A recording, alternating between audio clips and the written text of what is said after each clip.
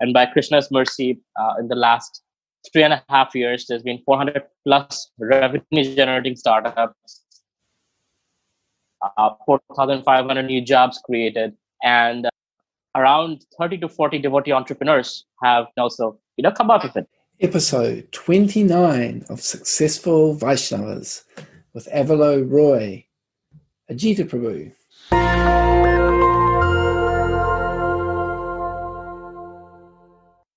Hare Krishna, this is Krishnendu Das from Successful Vaishnavas, and today I'd like to share with you a interview that I did with Ajita Prabhu, otherwise known as Avelo Roy. He's a very successful entrepreneur in ISKCON and a wonderful devotee. He's also a god brother of mine. We're both disciples of His Holiness Srila Bhakti Charu Swami, who unfortunately passed away recently. Now, this interview was done before he passed away, so that just gives you a little bit of context, but it took place during this lockdown, coronavirus time, so that is still a present situation. And I just thought it was relevant at the moment. At the moment, I'm also promoting a program which I think is really helpful for devotees.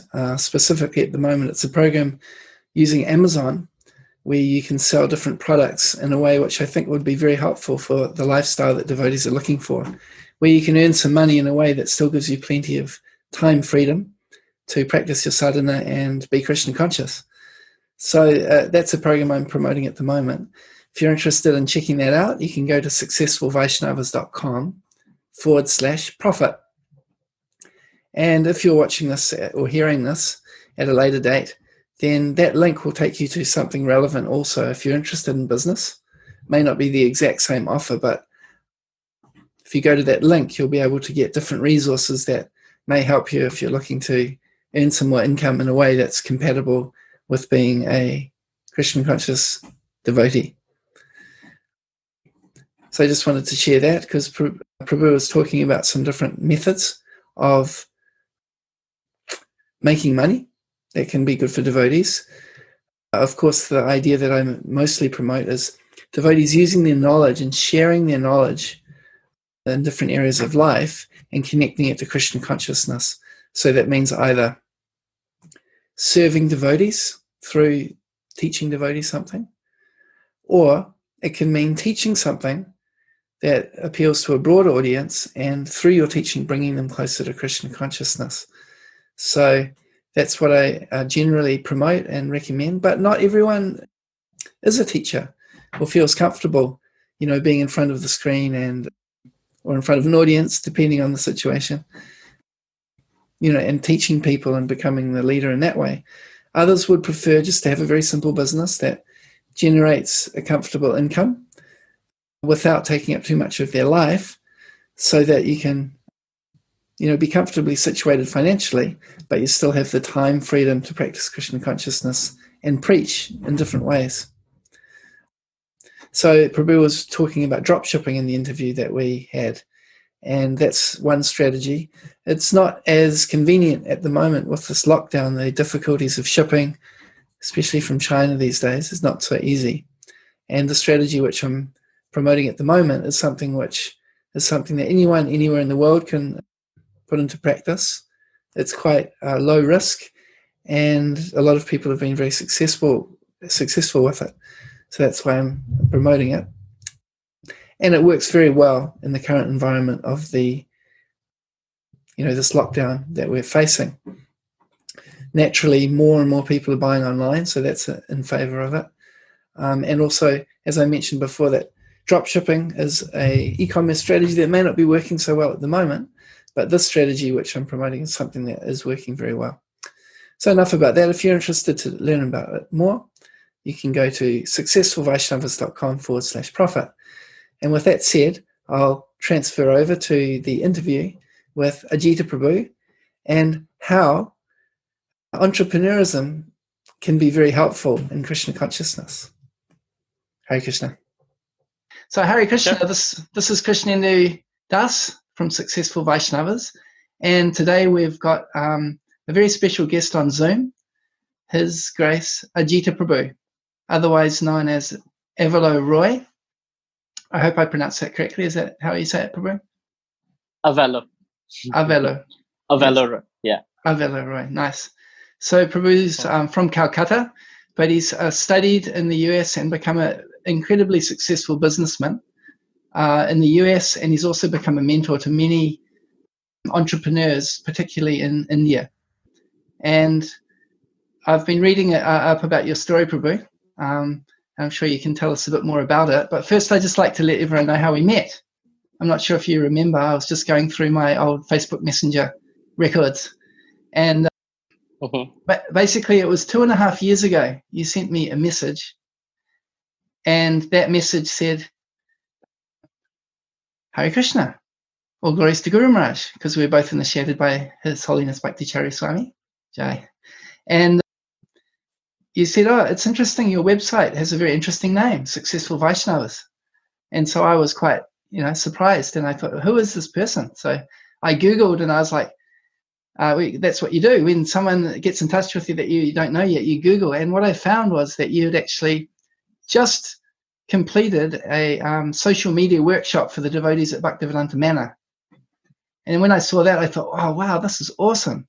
This is a devotee that's really skilled at something. And you're really training the devotees how to put these technologies into practice in Krishna consciousness. And so we had a brief exchange on Messenger. And then I was meant to get back in touch with you, but for somehow or other, I got distracted, as happens sometimes, until this year I was at the ILS, the ISKCON Leadership Sangha, and we actually got to meet in person. And then and I went to your presentation, and it was very inspiring about entrepreneurism and how it relates with Krishna consciousness, which we'll be discussing about today. And and it was wonderful to meet you in person. I was really happy to see you. Actually, I think you were coming with your mother and father, or was it just your mother? I can't remember. Just my mother. So I helped you with your suitcases, and it was really nice to. That's so great. It was so nice to be able to do a little bit of service. So anyway, that's basically, we haven't had much interaction other than that. But if you could just tell us a little bit about yourself. What's your upbringing? How did you become a devotee? How did you become an entrepreneur? And what was that progression for you? Yeah, sure. So I was a typical Bengali Brahmin family, worshipping Durga Kali, that kind of a background, coming from Ramakrishna mission background, some Mayavadi involvement there. But I was always looking for God. I was searching for God. So when I came to Chicago at the Illinois Institute of Technology, that search continued. And I was going to different temples because now I was on my own without family. I was exploring myself. So entrepreneurship and spirituality always have been something I always passionate about, want to know more about. And so started with spirituality. So 2005, my first year, August, when I came to my university, I met with my mentor, who was later on became the temple president of ISKCON Chicago. And that's where my journey began. He kind of brainwashed me into Krishna consciousness, away from all the Mayavadi and other things, demigod worship and whatever else was there. And a year later, I was running for elections in my student government at my university, so that I could get to know, how things work and make a difference to my university. And in the process, also got to know that there is nothing for entrepreneurship. And I always wanted to be an entrepreneur. There was an entrepreneur club, but nothing was happening there. So used as an opportunity to kind of make friends who are entrepreneurial in nature. And one day I saw this flyer that says, Business Idea Challenge. You need a co-founder and you need to answer these 10 questions in one page. Basically, it's an executive summary. And then whoever wins gets some. First prize was $250. Something, small amounts of money, but it was like a start. And whoever wins, they also said, could start a student project based on your idea and recruit students to build this project. So I was like, this is great. I've been waiting for this. And actually took the whole flyer, took it to my room. I didn't want any competition. Nice. And I emailed some of my very smart, intelligent friends. And 3 of them I wrote to. One of them got back, who's now a devotee as well. Aishwaryananda Das, his name was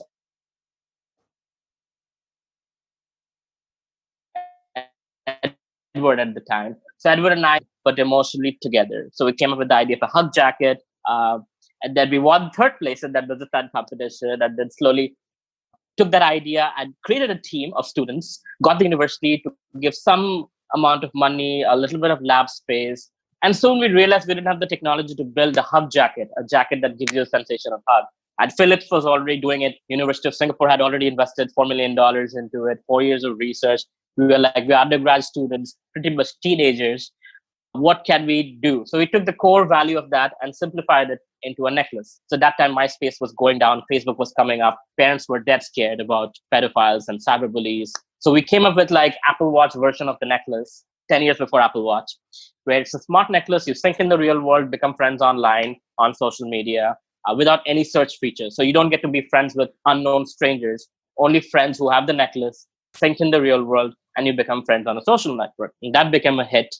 I went to China, built the product, launched it in the US, exited the company. By the time I was 22, it was $1 million company. Raised actually venture capital money in a recession when there was like 10% unemployment, 2009, 2010. Obama just came into power, but we raised money, and thereafter built multiple businesses. And 2016 came back to India after 8 businesses, 3 exits. And then 2016 started a company called Kolkata Ventures in Kolkata, because nothing happens in East India. Businesses come to die here. And I was like, that's an opportunity. Everybody leaves this part of India to go to Bangalore and Hyderabad and other places. I'm like, great. There is no competition here, so I'll just build something here. And did a little market research. Seems like a lot of people who talk about startups have never built a startup, never built a business. They just read books and give a lot of knowledge, which is book knowledge. So we're like, okay, we'll build a whole group of entrepreneurs from US, India, Singapore, and Hong Kong. And we did that. And with that, we education, seed funding, and resources. These are the 3 verticals. This is how we will grow startups. And by Krishna's mercy, in the last 3.5 years, there's been 400 plus revenue generating startups, 4,500 new jobs created, and around 30 to 40 devotee entrepreneurs have also come out of it. So my goal was to create Kolkata Ventures was for entrepreneurship, but also entrepreneurs are people who question status quo. They're rebellious by nature. They're not going for 9-to-5 jobs. So they might be also atheistic or a little bit more open-minded, which is great for Krishna consciousness, because if you're Hinduized, then you're stuck in certain Hindu beliefs. But if you're just free bird, then there is room for brainwashing, or rather, I should say preaching. So we have something called Philosophy Friday. So people who are entrepreneurs, who get trained by me and others, we bring them to Philosophy Friday who are interested in Bhagavad Gita, or at least learning how to be more conscious entrepreneurs, how to apply the Vedic principles in day-to-day lives. And that has led to a lot of people chanting Hare Krishna, giving up meat eating, following the 4 regulative principles, and being successful entrepreneurs, making substantial amounts of money, transforming their lives. So that's great. So that's what has been. And in the process, there's a lot of TED Talks and TV shows. And by Krishna's mercy, I was introduced to preaching at an early age. So I can speak a little bit. And whenever I introduce Bhagavad Gita into corporate stuff, that's a very new kind of content. And people love it. Even people who are atheistic, they find it logically appealing that there is something good in the Vedic system that they can also take. And it's been, by Krishna's mercy, I've stayed away from controversy. I continue to do so. I can if I want to. I studied Islam, I've studied Christianity, but I stay away from controversy. Stay as an entrepreneur, but I'm a spy, a devotee spy in the entrepreneurial world. Nice. Yeah, I watched your TED talk about the currency of relationships. I think that's what it's called. Mm-hmm. And in that one, you were presenting about how, we're not the body, that we're the essence of the person that's the essence is different from that body. And then you also were talking about the loving exchanges from the Nectar of Instruction. Mm-hmm. Yeah, it was really good to see how you integrated the Krishna consciousness into that. Yeah, that was really nice. Before we go on, Prabhu, I just wanted to ask, there's a lot of trophies behind you there. Are those some of the competitions that you won when you're at university, or those are some other kind of trophies? Maybe you're the a golfer or university something? ones are also there in some other house. These are basically when I go for speaking engagements and for entrepreneurship, creating jobs. So people, you know, yeah. It looks very So impressive. people honor me for the things. Yeah, that's Thank you very great. much. It's great to see your I'm such a success. show off, right? Well, I used to have this box in Chicago where I would put all my awards and seal them up. But coming to India, I realized if you don't show off, you don't get seen. And if you don't get seen, you don't exist. And so even though aspiring to be a devotee, I do show off a little bit. I do personal branding. I am very, very visible. And what I've learned is rather than trying to be falsely humble, anyway, I'm proud. So rather than falsely trying to be humble, might as well show what Krishna has given me. Because when they ask me, what's your secret? I say it's Krishna, right? Yeah. And that's preaching by itself. Yeah, I mean, they say with the kings in the Vedic times that they had to show their opulence, otherwise people were not going to take them seriously, right? So in your position, you need to show your authority, and those awards are just one way that helps you to show that, isn't it? It has helped. It has helped. Yeah. Even with preaching, it has helped. Like with Devotee Tilak, I was preaching for 10 years in Chicago. I came to India, and these Indian ISKCON devotees were like, TEDx speaker, millionaire, blah, blah, blah. And there's like a hall of 1,000 people, students, youth, ready to listen. I'm like, I didn't see this before. Maybe I should talk about, who I am. I'm hiding it. I came back to Chicago, and I was like, okay, no Devotee Tilak, entrepreneur, devotee. And 400% increase in traffic of all our events and all our festivals. And I was like, hey, you know what? If this is what it takes, this is what it is. Yeah, so it's Yukta. Yeah. I mean, it's like George Harrison. George Harrison, he had a talent and he was famous, and he used that in Krishna service. So it's wonderful to see. Trying to. So this is just we're touching already on one of the elements of entrepreneurship, which is about reaching a market and so on. But let's just rewind a little bit and discuss, how do you see entrepreneurship and relating with Krishna consciousness, particularly for devotees today, or as a society, how entrepreneurship can be helpful in Krishna consciousness? Certainly. I mean, I'll start with Srila Prabhupada. There were many devotees who tried to go to the West and make Vaishnavas, but Srila Prabhupada has been successful. And he, of course, he's empowered Shaktivesh Avatar, pure devotee and all that. But if you look at his style of preaching, his style of reaching out, it's very entrepreneurial in nature, and Srila Prabhupada was an entrepreneur. And one of the crowning qualities of an entrepreneur is an entrepreneur never takes no for an answer. They negotiate, they make a no to a maybe to a yes. And we see that Srila Prabhupada does that over and over and over again, because that's your competitive advantage. And one incident I remember, when he started 26 Second Avenue, he told Ramananda Prabhu, go and tell them we shouldn't pay electricity bill. We're doing the highest service to mankind. Ramananda Prabhu was like, no, we can't do that. That is not how it works. Prabhupada said, just go, I'm telling you. He went, came back empty-handed. Prabhupada went, he said, I'll go myself. And he came back saying, okay, we don't have to pay electricity bill. No one knows how he did it, but he did it. And to me, that's very inspiring. And whatever service has been given to me has been a lot of impossible tasks, which I don't have the brain for it. It's always like, Govinda, help me. And it's also trying to be creative, how to negotiate and get my way through. So why ISKCON? I would say ISKCON rather than saying devotees of Krishna consciousness. But ISKCON as an organization needs to have entrepreneurially minded devotees, because we have to keep up with changing times.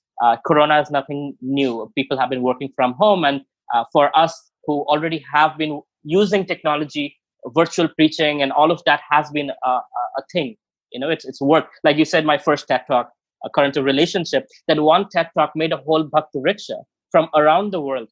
People who just appreciated the talk, and I brought them to Skype, and we started virtual classes, right? So our preaching has not been affected because of Corona. We are on lockdown, and we're still doing our Skype classes years after that. 2013, that TED Talk was, and we're still continuing. Wow. Right? So entrepreneurially minded means using everything for Krishna's service and having the creativity to understand how to utilize what for service. Marketing, branding comes under entrepreneurship. Product development comes under entrepreneurship. from Jayananda Prabhu building the first chariot of ISKCON to us building our own websites for our temples, and knowing what the audience wants. In Bhagavad Gita, the first thing is Sena Ubhay Madhya Ratham Sapita Chitta, right? Take my chariot in the middle of the two armies so I can see who I'm fighting with. So audience, knowing your audience is so important. We cannot just afford to be 1965 Bhagavatam classes and book distribution and expect the same way things to work. People don't look at you, even if you're wearing saffron clothes and shika in the back. We look different, but nobody looks at us. People look at their phones, and that's what they look at. They're plugged up with their phones. They look at the phones. They don't care who else exists. So we have to be inside the phone. And for that, we need creativity of all the apps that are out there, of all the videos and comedy and magic that's out there. How can Krishna conscious be also magical and be funny and be visible and be attractive, right? So that's one aspect of why ISKCON needs to have an entrepreneurial mindset, why devotees need to have an entrepreneurial mindset. The second thing is money. I mean, in India, ISKCON has money in most places, but outside India, if you look at it, ISKCON really struggles with finances.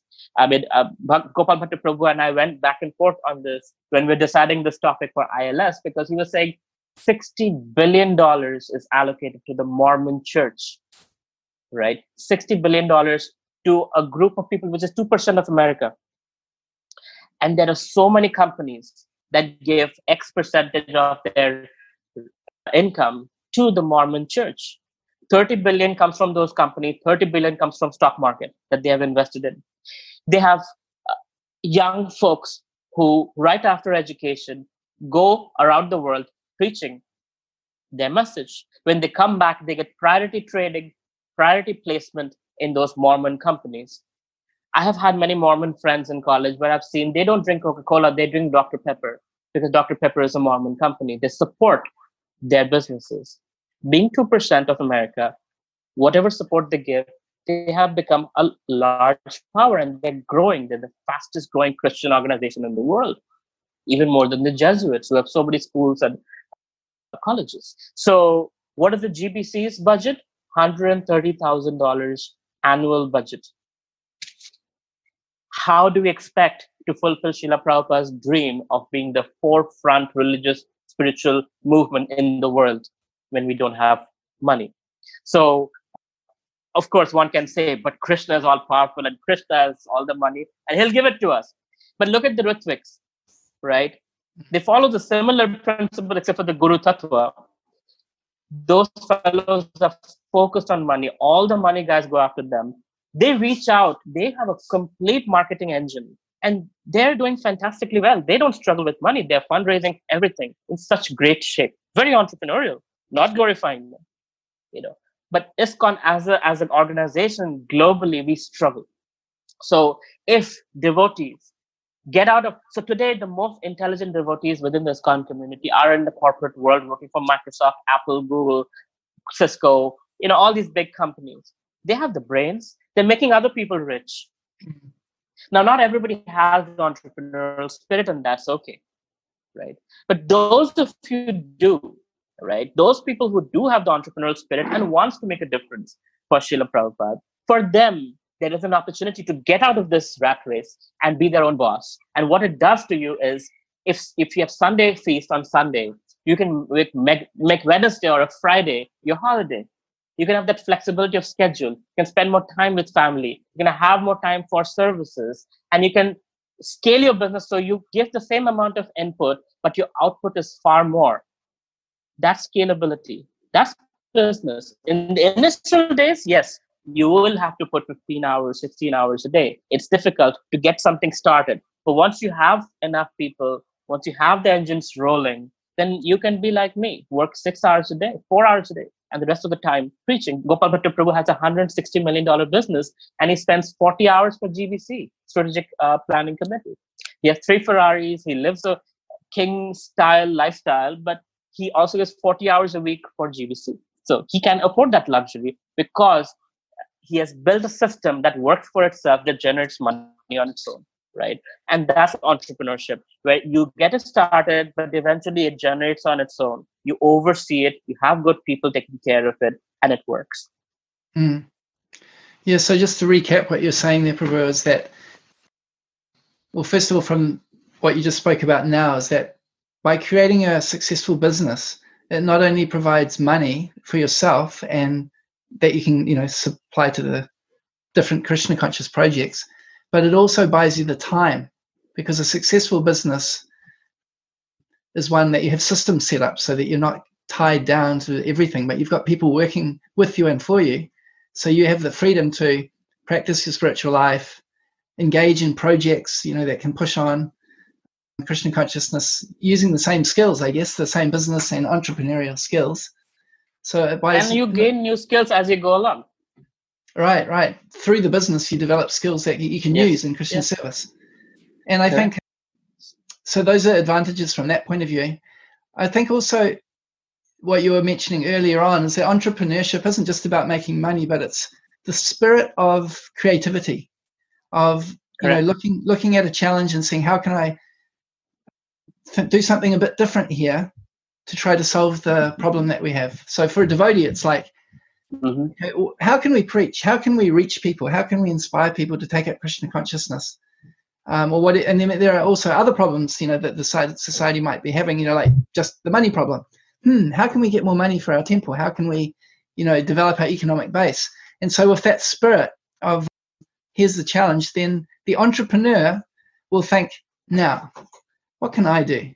What can I, with a few friends, achieve? Rather than thinking, the GBC should do something about this,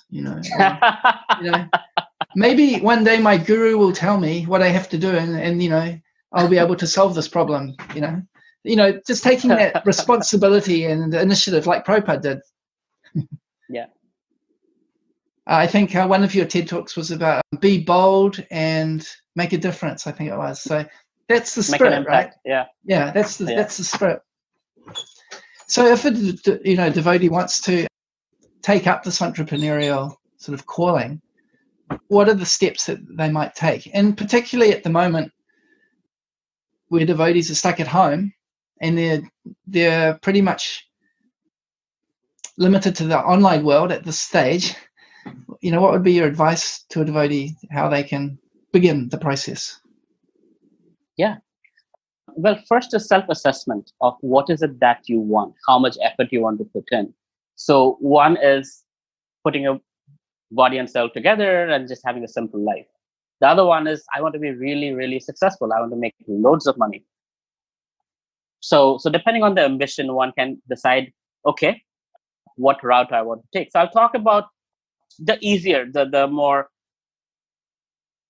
mid-level kind of money making. That's around, let's say, $2,000 to $3,000 a month is something that one can be substantially comfortable in any country and not have to work a lot.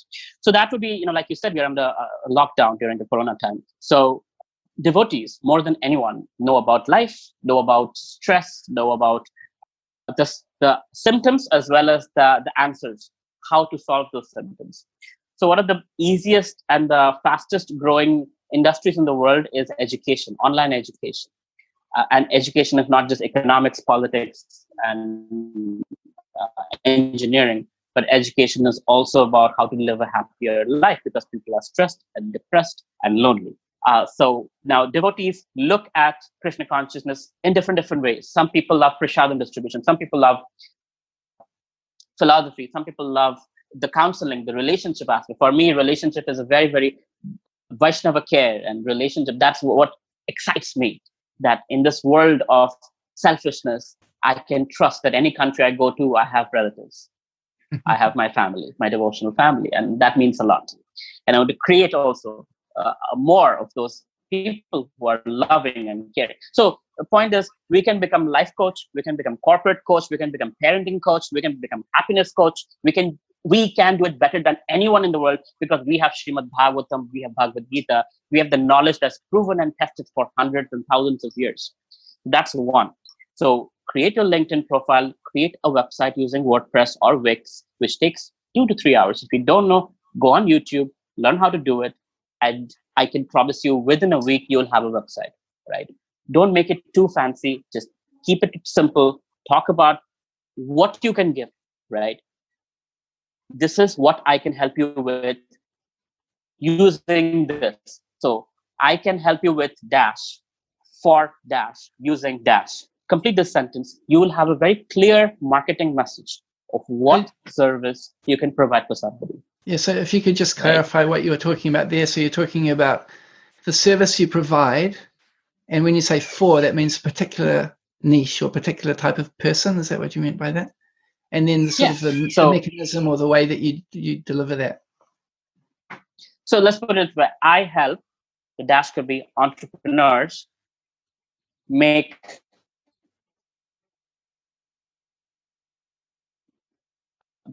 grow the using technology, right? Sorry, could you just repeat that, Prabhu, because the internet just cut out when you said that part. So if you could just start again, that I help entrepreneurs. Sure. If you could just repeat again. So I help entrepreneurs grow their business using technology. Right. So the word entrepreneur or grow their business or technology can be replaced with anything. Right. So that's the idea. So to come to what value you're providing for your customer, make a sentence like that. I help blah to make blah using blah. Right. That helps you create your marketing message, that this is what you can trust me to do for you. And that becomes the theme of your website, your social media accounts, and all of that. And then you start with your close circle, whether it's devotees or friends of devotees or people you have met, and start charging an amount. People, as devotees, we feel very bad charging people for anything, especially for our services. But it's completely all right. When you take it as a profession, it's okay to tell people, look, this is what my time is, and this is what what my fees might be. Or another way of doing it is, when you're starting out, you're not confident how much you should charge, whether you should charge here, or here. So tell them, you pay whatever you want. It's not free, but you pay whatever you want if you think my time has given value to you. And it does wonders, because when people have a choice, they tend to be on the positive side, unless they're really struggling for money or cruel, which most people aren't, right? So one way to do it is the Brahmana way. That is a charity way. This is the value I'm giving you. You decide what you want to pay. Here's my digital wallet, PayPal, or whatever else, right? You can pay me whatever. But it's not free. It's never free. You have to pay, but you pay what you want. And eventually you realize this is what people are paying me, and I want to be, this is my time's worth, and this is what I should charge. Yeah, I think that's really important about people paying. Like we can see with Srila Prabhupada, when he distributed the books, he didn't want them to be given for free, because he knew that if people get it for free, they don't value it. And so I think we can apply that to other things that we're doing as well, that people need to see that, okay, this is valuable and I have to sacrifice something. Now, we might say, like in Krishna consciousness, oh, you don't have to pay to become a devotee, but, well, you do.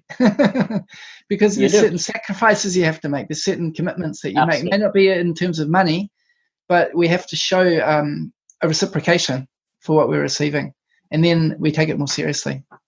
I just sort of add that point. Yeah.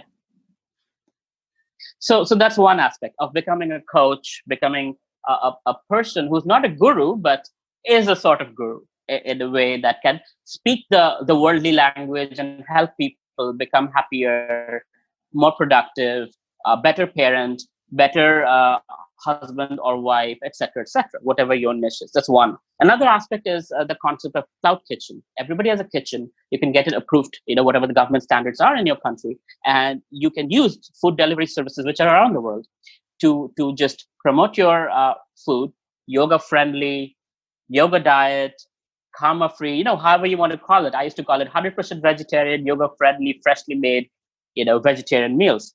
Krishna lunch when I started in the US. So you can brand it the way you want. It sounds very good when you say it like that.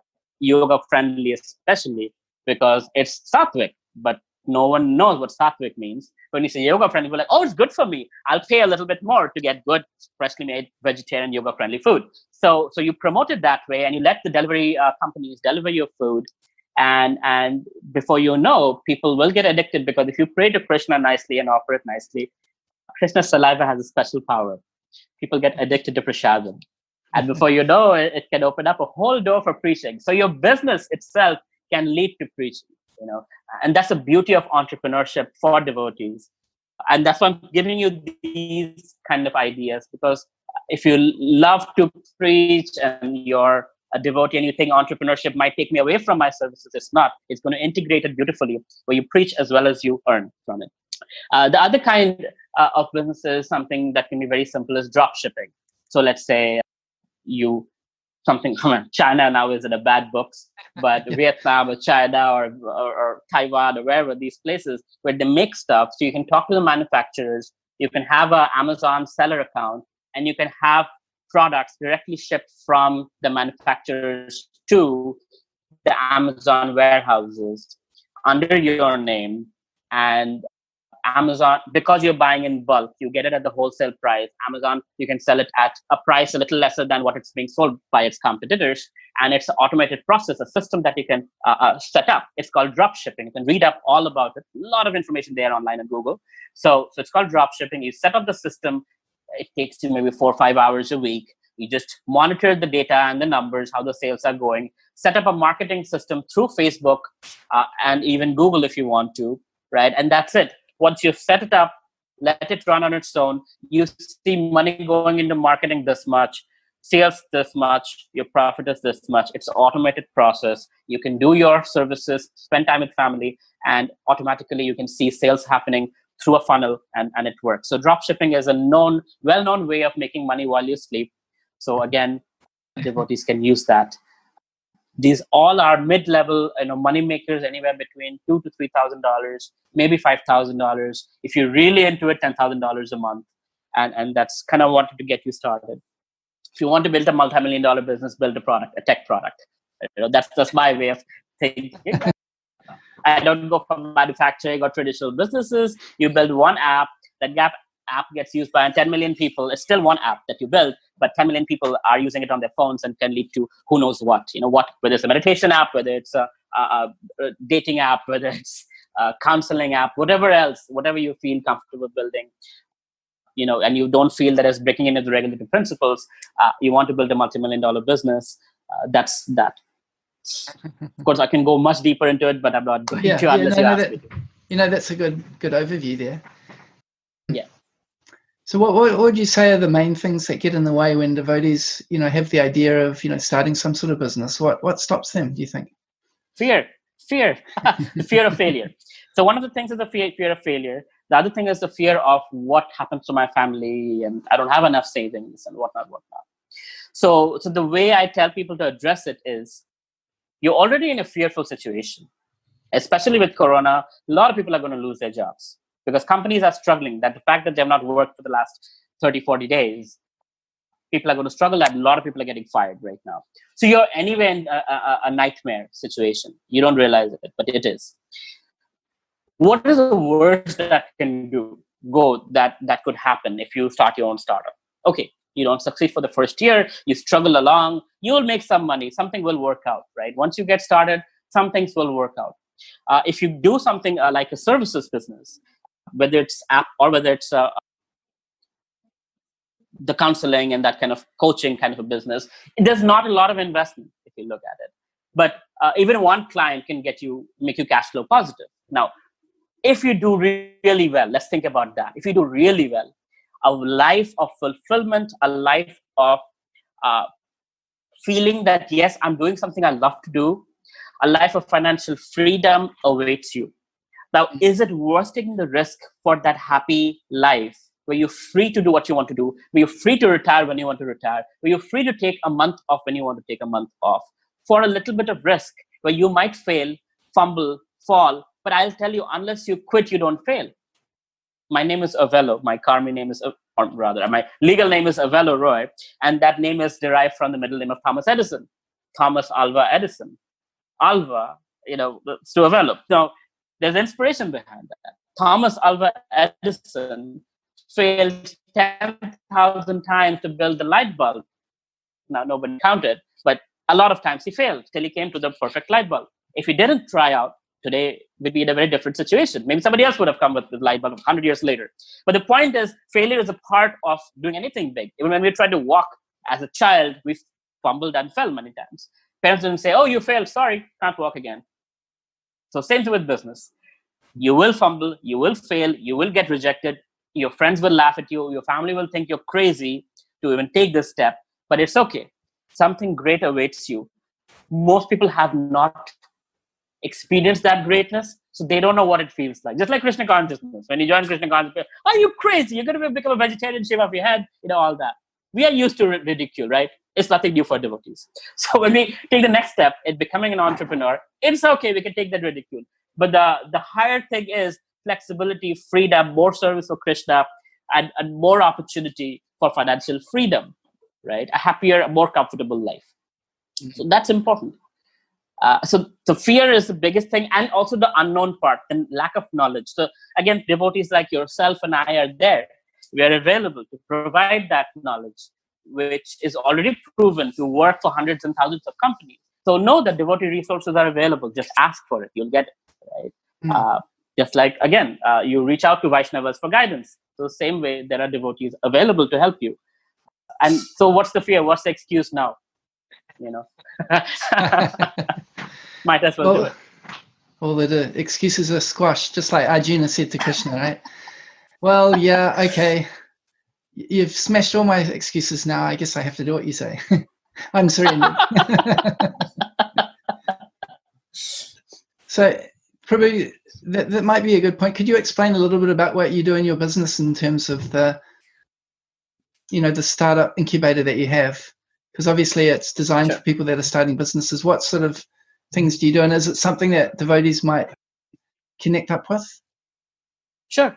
So what we have is a virtual incubation process, which is very helpful now because nothing has changed. It's virtual. So you can be anywhere in the world. And we have what we call the lean startup methodology, which is the science of building businesses that came out of Stanford University after researching 10,000 successful businesses.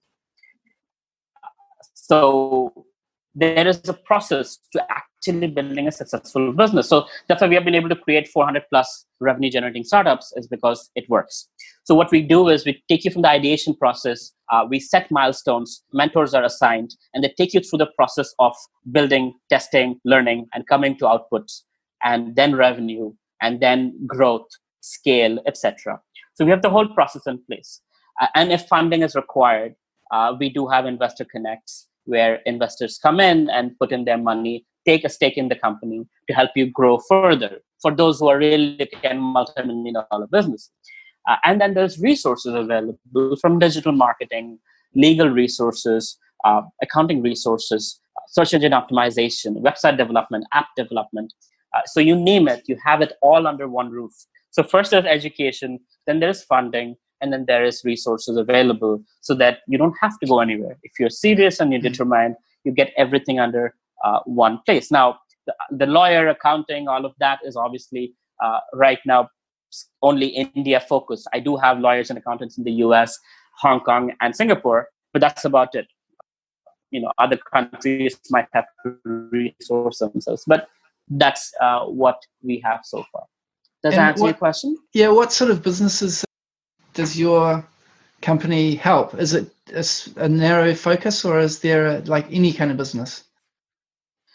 So we don't support companies that break the 4 regulative principles, whether it's harming animals or harming or doing alcohol or any of that illicit sex. We don't support restaurant businesses, for example, that are selling meat and liquor. So we have a very strong hold on that. We don't do that. But rest of it, as long as they're able to make money, most businesses tend to be tech businesses, because tech is the most scalable. Like I said, you make one app or one website and millions of people can be using it, and you make that much amount of money. So you have fixed cost and exponential outcomes. So most businesses tend to be tech, but there are non-tech businesses also. There are devotee businesses also that are incubated by us, and we help them grow. We also have the employee to entrepreneur program, where we take you from how you don't have to quit your job and you can work an hour or 2 hours a day and 6 hours a weekends, and you can build a business. And once your revenue is 1/3 of your salary, you quit your job and you join your business full time to grow your business and grow the revenue. That's also there. what are some of the businesses that the devotees, if you are able to say, you said you've got some devotee entrepreneurs. What kind of businesses have they taken up? Is it tech businesses also? Yes, mostly. So the one businesses, for example, they built robots. Okay. Robots that do various things. They also teach you programming. They go to colleges and they teach programming.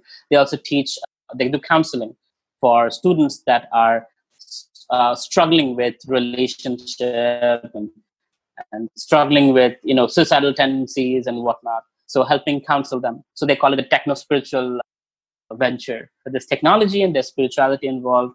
And they do both because they get in the colleges with the help of robotics and artificial intelligence and buzzwords like that, which they teach. But hand in hand, they also teach how to be a human, how to be happy, and that aspect. There are other devotees who are doing counseling kind of businesses. There are devotees doing personal branding businesses where they have a certain talent and they monetize that talent using social media. I also help Ajita Prabhu and Europe and North America with social media, like you said, with marketing and branding. And a lot of devotees who have become brands themselves, and their following helps them to also inspire people to take up devotional life. Right. Yeah, that's great. Oh, it's good just to hear the variety of, kind of businesses that you deal with. And it also brings me to the next point that I was wanting to ask you about is how do you see that the entrepreneurial spirit can be used, to help spread Krishna consciousness, for preaching or supporting temples, not so much on the business side of, like a money-making venture, but more about how to reach people and influence people? Yeah. So the biggest thing about an entrepreneur is a successful entrepreneur is that you think for a win-win situation. Now one can say material world, there's no such thing as win-win situation, but there is. There are win-win situations that are possible. And you think from the other person's benefit, right? What can I say that will benefit the other person? And it will also help bring this person to Krishna consciousness. So as an entrepreneur, you're constantly negotiating with other people. You're selling, you're marketing, you're branding. And to me, preaching is all of that.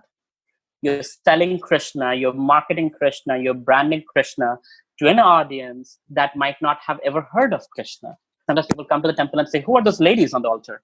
They think Krishna is a woman, and rather he's also a woman, right? So to people coming from that vantage point, to taking them to devotional service, it's not an easy task. And again, if you look at Srila Prabhupada, he made it very splashy. He gave an X factor to Krishna consciousness. People wanted to be part of this movement, wear the funny clothes, have shikha, because, hey, 36 feet chariot, run, pulled by thousands of people. That's a thing to see. It's called disruption in entrepreneurship, right? Seth Godin has written a book called The Purple Cow. If there are cows around the road, you don't look at the cows. If there's a purple cow, you stop your car and like, what is that cow? Prabhupada did that with Rath Yatra. Prabhupada did that with Harinam on the streets. Prabhupada. In today's world, what do we do? How can we do that? On the phones, because people don't look around them. They look at the phones. So entrepreneurial mindset is figuring out who is my target audience, what is the need, and how can I benefit them? And how can I benefit them such that they can reciprocate and they can also come in the fold of consciousness. So that's not the piece, some reciprocation, right? But you have to give first, you have to invest first, and then the return on investment comes. Even if it doesn't come, it's okay. We are devotees. Someday it will come. We are seating the seat of Krishna consciousness. But at least being an entrepreneur, you're doing this day to day, every day. You're slightly better off understanding people and benefiting them from a vantage point of win-win solutions. Mm-hmm. Yeah, no, that's great. Yeah, I've been inspired by the Purpose-Driven Church. I'm not sure if you've read that book, but it's basically the entrepreneurial approach to preaching. I highly recommend giving it a read. It's basically about Church? Purpose-Driven Church by Rick Warren. Yeah. Okay. I did a webinar on it too. I can send you the link. But would love that. The basic idea of it is that you need to nurture people at the different stages of their development. So the initial thing is people first just need to know you exist. And then from there, you want to bring them in to your world, like come to the Sunday feast. And at each stage, there's another step. There's always one step, like a marketing funnel. So when they come to the Sunday feast, in their case, it would be the church. It's like, all right, well, now you've come here. The next step is to do the introductory course. So you do that. And then from the introductory course, you become a member, and they have a process of training up the next lot of preachers, and it becomes a circle of, a virtuous circle, basically. But anyway, yeah, I like it because it's connecting these principles of entrepreneurship with, how we can bring people along into Krishna consciousness and care for them as well. Like, that's another aspect. Sometimes people think their business is all about finding customers and selling them something. But the really successful business is when you make a customer and you really care for that person and support them, and then they become, dedicated to you. In business, it's like that also, right? It's not like you just get money from someone and then run off to the next person. The real successful business is where you, cultivate a relationship with someone, and, they have loyalty. Earn their trust. Yeah, earn their trust and care for them, and, show that you, like, what's his name? J. Abraham talks about the idea of the preeminent, the strategy of preeminence, where you become the, what was the word he used? There's a specific word, but basically that you are the person that really cares for that person, that you'll never suggest anything that's not in their best interest. And when people recognize that, then, it builds a great deal of trust, and it's, just a win-win, as you say. We're looking out for the best thing for everyone. Yeah. So anyway, I just thought I'd share about the purpose-driven church and that connection. Yeah. So you've spoken about how entrepreneurship can help ISKCON. You've spoken about how devotees can take the first steps to developing entrepreneurship. We've talked about how we can use the principles and the skills to help with the Krishna consciousness movement and preaching. Is there anything else that you'd like to add? Or are there any questions that I didn't ask you that I should have asked you? I think there is one thing, is that when you become an entrepreneur, it's like you're in the middle of a storm. It gets very chaotic. It gets very, very tiring. It's a lot of effort. It's not easy. And at that point, our sadhana can be heavily affected. Chanting can take a back seat.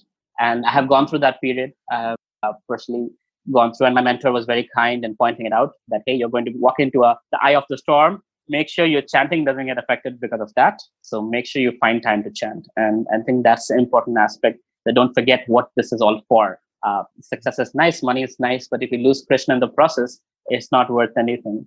So that should be something, I'm sure, I'm no one to say that, but that should at least be at the back of our heads, that this is all for Krishna, this is all to serve Srila Prabhupada, and it shouldn't take us away from, rather it should bring us closer to the movement and Prabhupada and our services. Yeah, that's perfect. And it's a very good balance. We were speaking about going out into the world and achieving all these great things, but at the end of the day, it's all for serving Krishna. And if it's all for serving Krishna. What's that famous saying? It says, what is the use to gain the whole world if you lose your eternal spirit soul, right? That's so right. If we always remember to keep our sadhana strong, keep Krishna in the center, ultimately that's the perfection of all of our endeavors. That's right. Yeah. Are there any other points that you'd like to add, Prabhu? I'm good, Prabhu. If you have any questions, I'm happy to give service. Yeah, no, I think that's a wonderful place to end it, that we've discussed about so many different sort of strategies, but at the end of the day, to remember the main point, to dedicate everything to Krishna, that's ultimately what it's all about. So thank you so much. If anybody wants to reach out to me, they're more than welcome to reach out on social media. Just, my name is so unique, it's easy to find. I'm the only one with that name, Avelo Roy. Yes. Just Google me and you'll find me on Instagram, LinkedIn, anywhere. There are also videos I've made on YouTube. There are 190 videos on spirituality and startups, and combining the two also. So that's a resource right there. Yeah, I definitely recommend them. I've watched a few of them, and I always find them well presented and really on point and very entertaining as well as educational. So you're doing a great service. Thank you so much. So thank you so much for taking the time with us today. I look forward to keeping in touch, and in hearing more about your continuing success. Thank you, Prabhuji. Please bless me. Hare Bye. Krishna. Hare Krishna.